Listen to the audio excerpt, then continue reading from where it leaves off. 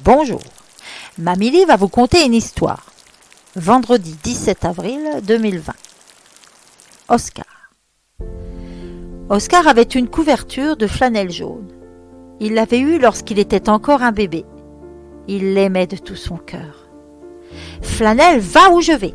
disait Oscar. Et c'était vrai.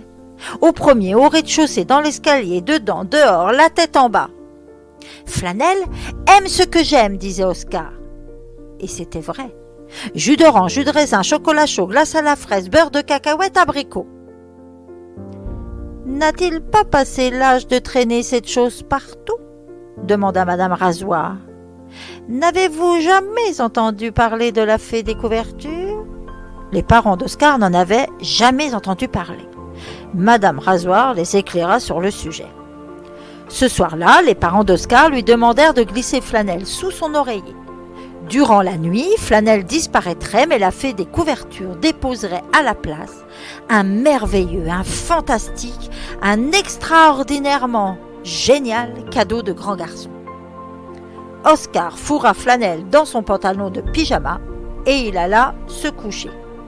« Pas de fée des couvertures !» dit Oscar le lendemain matin. « Pas possible !» s'étonna la mère d'Oscar. « Pas étonnant !» s'exclama le père d'Oscar.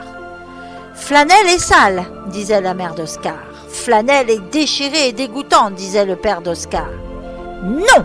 Flanelle est parfaite !» répliquait Oscar. Et c'était vrai. Flanelle jouait aux pirates des mers du Sud avec Oscar.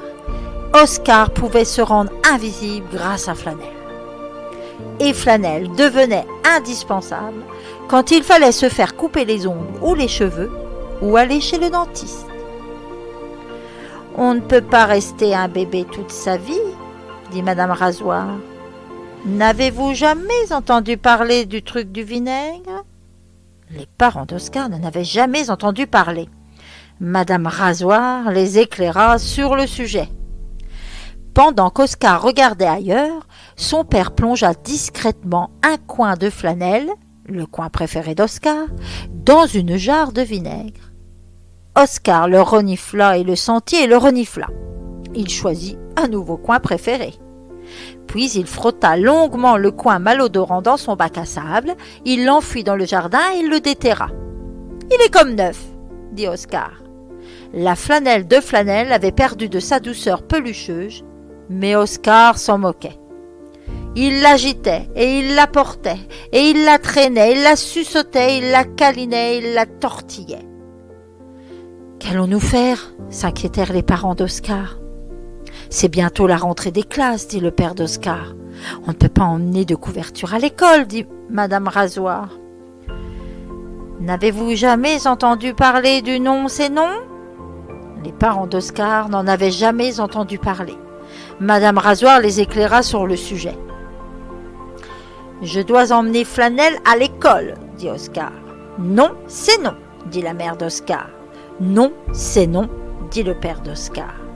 Oscar plongea son visage dans Flanelle. Il commença à pleurer et ne voulut plus s'arrêter. « Ne t'inquiète pas, dit la mère d'Oscar. Tout ira bien, dit le père d'Oscar. Et brusquement, la mère d'Oscar s'exclama. « J'ai une idée !» C'était une merveilleuse, une fantastique, une extraordinairement géniale idée. D'abord, elle coupa, puis elle cousit, puis elle recoupa, puis elle cousit encore.